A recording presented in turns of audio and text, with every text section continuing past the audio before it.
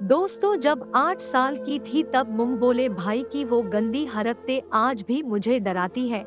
मेरे private part में उंगली क्यों डाल रहा है?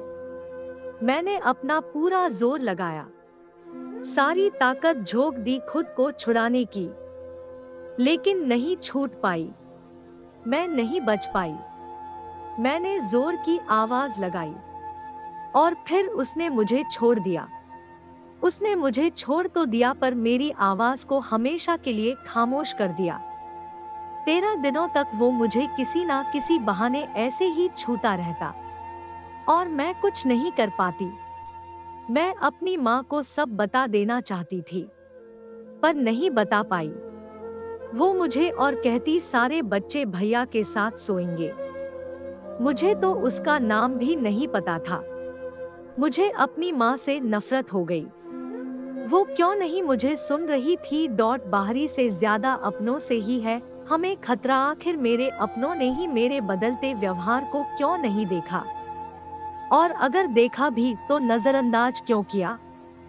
माँ ने मुझे बाकी मम्मियों की तरह गंदे तरीके से छूने के बारे में क्यों नहीं बताया था, जिसे आजकल गुड टच और बैड टच कहते हैं। माँ मुझ में और मेरे भाइयों में कोई फर्क नहीं करती थी, पर क्या वो भूल गई थी मैं एक लड़की हूँ और कई वैसी दरिंदे आसपास ही है। सिर्फ बाहर ही नहीं, अपने घर में भी। मुझ जैसी ना जाने कितनी लड़कियां होंगी जिसने शारीरिक और मानसिक प्रताड़ना झेली होंगी। और हो सकता है मैं उस वक्त बहुत छोटी थी। उम्र वही कोई 7 से 8 साल रही होगी। मुझे याद है कि मेरे दादाजी की उन्हीं दिनों डेथ हो गई थी, लिहाजा घर में बहुत लोग आए थे मेरे दादाजी को आखिरी विदाई देने। दूर के रिश्तेदार भी आए। अब वो 13वीं तक रुकने वाले थे। उन रिश्तेदारों में कई जाने पहचाने तो कई अजनबी भी थे। पर क्या अजनबी क्या पहचान वाले। इन सब बातों से मैं पूरी तरह थी अनजान। घर में सबसे छोटी और चुलबुली मैं ही थी, सबकी चहेती और लाडली भी। मेरे घर में क्या हो रहा है ये समझने के लिए मेरी उम्र बहुत कच्ची थी, लेकिन उस कच्ची उम्र में मेरे साथ जो हुआ उसकी याद आज भी वैसी ही है, बिल्कुल तरोताजा, जिसे सोचकर आज भी मैं कई बार सहम जाती हूँ तो कई बार खुद से घिन्न भी आ जाती है। याद है वो दिन, मौसम काफी ठंड था। सारे लोग दादाजी के क्रियाक्रम में व्यस्त थे।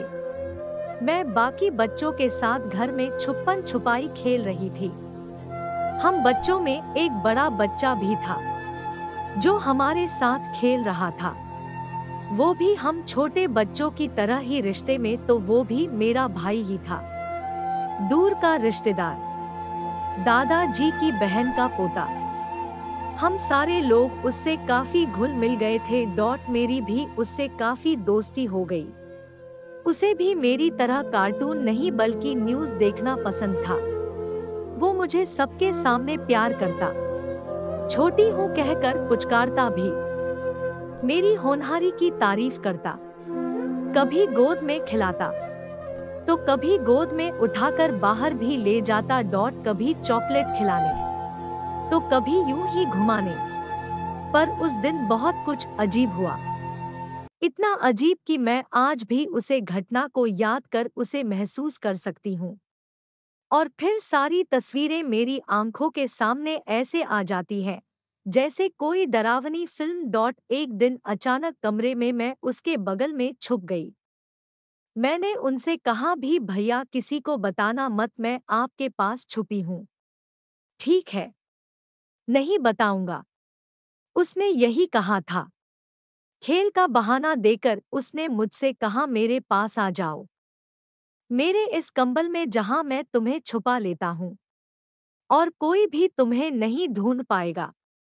फिर ठंड भी थी और मैं छुप गई। क्योंकि वो खेल मुझे जीतना था और मैंने उसकी बात मान ली।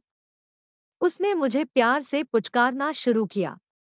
मुझे अच्छा लगा रहा था, पर धीरे धीरे मुझे अजीब सा लगने लगा। वो प्यार से पुचकारना अब अच्छा नहीं लग रहा था। वो मेरे सीने को छू रहा था। उस वक्त तो मेरा सीने पर कुछ था भी नहीं। बिल्कुल मैं आम बच्चों की तरह थी। उसने मेरे निप्पल पर जोर से चूटी काटी। मैं चीख उठी, चिल्लाई, पर शोर ज्यादा दूर नहीं जा सकी, क्योंकि उससे पहले ही उसने मेरा मुंह बंद कर दिया। जब उसे मेरे सीने पर कुछ नहीं मिला तो उसने कुछ और तलाशना शुरू किया। उस समय तो नहीं समझ पाई आखिर वो क्या चाहता था, लेकिन बचपन की उसकी तलाश को अब मैं समझ पाई, और अब मैं उसकी तलाश को भली भांति समझती भी हूँ। वो अपना हाथ मेरे पैंट के अंदर की तरफ बढ़ाने लगा, और धीरे धीरे उसने मेरे प्राइवेट पार्ट को छूना शुरू किया। मुझे कुछ समझ नहीं आ रहा था, जिसे मैं खुद नहीं छूती थी उसे वो क्यों टच कर रहे हैं। आखिर मेरे साथ ये हो क्या रहा है। वो मेरे गुड टच और बैड टच कहते हैं। माँ मुझमें और मेरे भाइयों में कोई फर्क नहीं करती थी। पर क्या वो भूल गई थी मैं एक लड़की हूँ, और कई वैसी दरिंदे आसपास ही है। सिर्फ बाहर ही नहीं, अपने घर में भी मुझ जैसी ना जाने कितनी लड़कियां होंगी जिसने शारीरिक और मानसिक प्रताड़ना झेली होंगी, और हो सकता है आज भी झेल रही होंगी। मैं ये दावे के साथ कह सकती हूँ इसकी शुरुआत कहीं ना कहीं अपने घर से ही होती है, और अपनों से ही होती है, पर हम किसी को बता नहीं पाते हैं। ना जाने क्यों हम डर जाते हैं।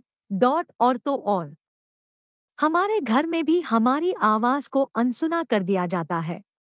ऐसा करने से कई बार हम खुद को ही कसूरवार मान लेते हैं। लेकिन ऐसा कब तक चलेगा, और हमें अपनों के खिलाफ आवाज उठाने में हमारे अपने ही क्यों रोक लेते हैं, जिसकी वजह से उस गम को हम सारी उम्र साथ लेकर चलने को मजबूर हो जाते हैं। आखिर कब तक।